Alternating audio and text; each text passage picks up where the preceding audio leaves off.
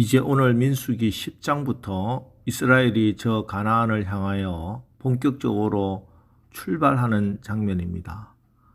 남자만 60만 명, 이제 장정만 60만 명인데 이 수많은 사람이 함께 가나안을 향해 나갈 때 그 중심에는 하나님의 성막이 있고 동서남북으로 세 지파씩 나뉘어 한 방향을 향해 진군해 나갑니다. 그런데 그들이 언제 출발해야 하고 언제 멈춰야 하고 또 어떨 때 모여야 하고 어떨 때 흩어져야 하는지는 하나님의 구름이 떠오르면 그때 떠나야 하고 하나님의 구름이 멈추면 그 자리에서 멈춰서라 하는 것입니다. 자, 그런 가운데 하나님께서는 이제 12지파의 거대한 무리를 일사불란하게 인도하기 위해서 은나팔 2개를 만들라 하십니다. 2절, 3절 말씀.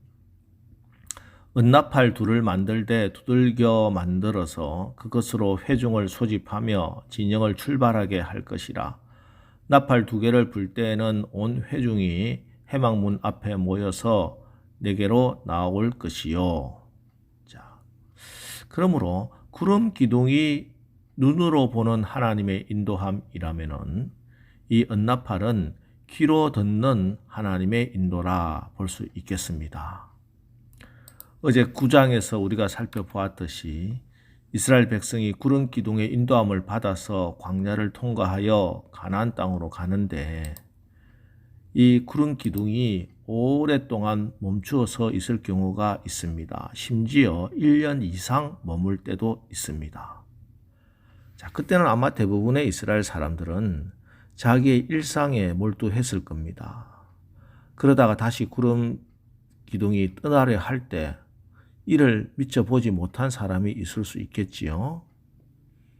이때 이스라엘을 소집하고 진영을 갖추고 나갈 수 있기 위해서는 누군가 은나팔을 불어서 구름 기둥을 보게 해야 했을 겁니다.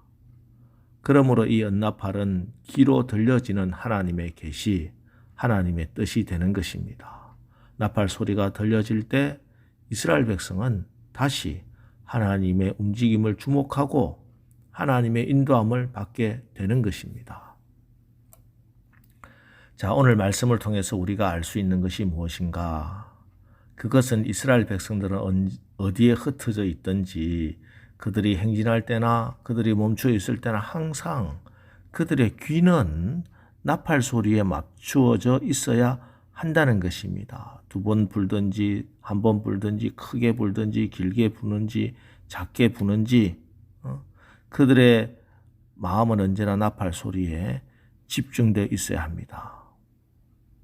예, 이스라엘이 언제나 나팔 소리에 마음을 두고 귀를 기울이지 않으면은 전쟁하러 다 모이는데 자기 지파만 나가지 못한 경우가 생깁니다. 또 천부장들이 다 모여야 하는데 그들이 나팔 소리에 마음을 쏟지 않고 귀를 기울이지 않고 있다가는 천부장 중에 자기만 그 자리에 참석하지 못할 수도 있습니다. 또 2번 크게 부르는데 모든 백성들이 다 모이는데 나만 그 소리 못 듣고 혹은 착각해서 잘못 들어서 나는 모이지 못할 때도 있겠지요. 예. 하나님의 나팔 소리는 이스라엘 백성들의 행동을 결정하고 하나님의 나팔 소리는 이스라엘 백성들이 악한 영들과 싸우는데 그 싸움의 모임도 결정하고 있습니다. 때문에 언제나 모든 이스라엘 백성, 남자만 60만 명이니까요. 200만 명의 귀가 이 나팔 소리를 향하여 마음이 그쪽으로 모여져 있어야 합니다. 이 나팔 소리, 은나팔 누가 붑니까? 8절. 그 나팔은 아론의 자손인 제사장들이 불지니 이는 너희 대대의 영원한 규례니라.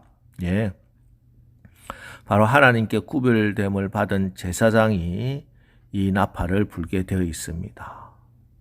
이스라엘 백성이 눈으로 구름 기둥을 보면서 하나님이 함께 하신가 인도하심을 받은 것처럼 자, 오늘 우리는 눈으로 성경을 읽고 묵상하며 하나님의 계시를 봅니다.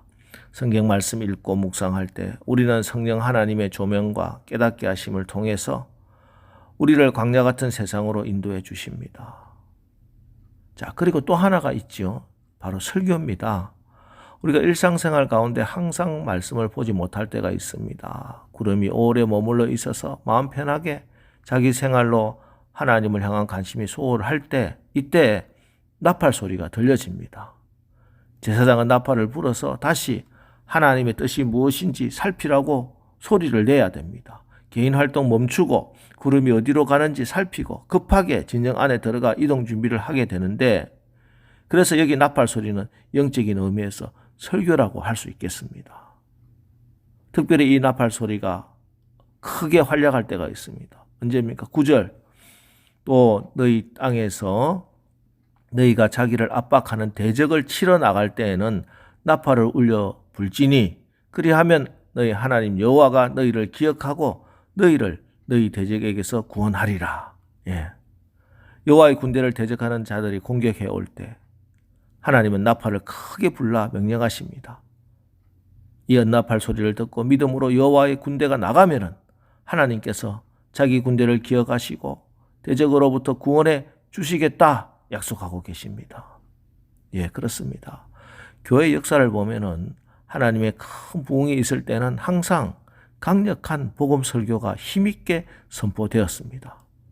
이 복음적인 설교를 통해서 성도들이 말씀으로 돌아가 부흥이 일어나는 것입니다. 예, 나팔 소리는 구름 기둥, 불 기둥을 주목하게 합니다. 설교는 하나님 말씀에, 하나님의 뜻에 주목하라 하는 촉구입니다. 그래서 설교만 듣고 은혜 받았다고 끝나면 안 됩니다. 설교를 듣고 하나님의 뜻이 무엇인지 하나님 말씀에 집중해야 되고요. 하나님의 뜻을 분별하기 위해서 말씀을 붙들고 기도해야 됩니다. 오늘 말씀은 우리가 하나님의 말씀에 이렇게 귀를 기울이고 살아가는지, 하나님의 음성에 이렇게 마음을 쓰고 귀를 기울이고 살아가고 있는가 하는 그 질문을 우리에게 던지고 있습니다. 나는 도대체 무엇에 마음을 쓰고 도대체 어디에 귀를 기울이고 살아가고 있는가? 설교를 들어도 근성으로 듣고 하나님 말씀과 하나님의 뜻에 집중하지 못하고 있지는 않는가? 하나님 말씀에 귀를 기울이지 않고 다른 세상의 것에 귀를 기울이고 살아가고 있지는 않는가? 여러분, 우리가 나팔 소리에 민감하지 못하는 것은요, 다 내가 다른 소리에 마음이 가 있을 때 그렇습니다. 또 우리가 다른 소리에 집중하게 되면 그렇고 내 생각이 다른 데 흩어져 있을 때 나팔 소리가 귀에 잘 들리지 않는 거예요. 그러면 정말 중요한 이 나팔 소리 놓치기 쉽습니다. 오늘 우리가 살아가면서 우리를 미혹하게 하는 다른 큰 세상의 나팔 소리가 많이 있습니다. 여러분, 분별하셔야 됩니다. 우리가 이 새벽 제단에 함께 기도하고 하나님 말씀 앞에 엎드리면서 무엇이 세상의 소리고 무엇이 하나님의 음성인지, 오늘도 우리가 어떤 음성을 듣고 어떤 음성을 쫓아서 살아가야 하는지 분별하셔야 합니다. 나를 미혹하는 세상의 나팔 소리도 있고 내 마음을 부추겨서 사람들과 분쟁하게 하는 그런 나팔 소리도 있고, 그러나 하나님의 나팔 소리가 우리에게 들려져서 악한 영과 싸우라는 그런 나팔 소리에는 어떤 일도 우리가 마다하지 않고 하나님의 나팔 소리에 귀를 기울이고 전쟁하고 싸워야 할 것입니다. 그러기 위해서 평소에 이 나팔 소리 잘 듣는 훈련이 되어야 합니다. 이렇게 훈련되어서 평소에 말씀을 따라서 나팔 소리 듣는 귀를 열고 훈련하고 연습해 두어야 마지막 재림 나팔 소리도 들을 수 있습니다. 자, 오늘 이 자리에서 이제 기도하면서 또 하루를 시작하시는데, 이 기도하며 하나님 앞에 나갈 때 분별력 달라고 기도하시고 하나부터 10까지 큰 것부터 작은 것까지 잘 귀를 기울여서 하나님의 나팔 소리가 여러분의 마음을 움직일 때 분별하는 귀한 은총이 임하기를 주님의 이름으로 축원합니다. 기도하겠습니다. 하나님, 우리가 이 광야 같은 이 세상 살아갈 때 말씀의 구름 기둥, 성령의 불 기둥의 인도함을 받아야 하겠습니다. 그러기 위해서 또 일상을 살아가면서 세상 소리가 아니라 하나님의 나팔 소리에 귀를 기울이고 하나님의 부르심의 소리에 정신 차리고 말씀으로 돌아가 성령의 인도함을 받게 하여 주시옵소서. 그래서 마지막 주님 오실 때 불려오는 재림나팔 소리 한 사람도 놓치지 않게 하여 주시옵소서. 오늘 하루도 성령과 십자가 복음으로 분별력 가지고 영적 전쟁에서 승리하게 하여 주시옵소서. 예수님의 이름으로 기도합니다. 아멘. 자, 이제 오늘 하루도 우리가 하나님의 군대로 하나님의 말씀의 나팔 소리 잘 듣고 분별하여 세상을 이기고 승리하는 하루를 살게 하옵소서. 오늘 말씀을 기억하면서 우리 기도하고 나가겠습니다. 우리 기도하겠습니다.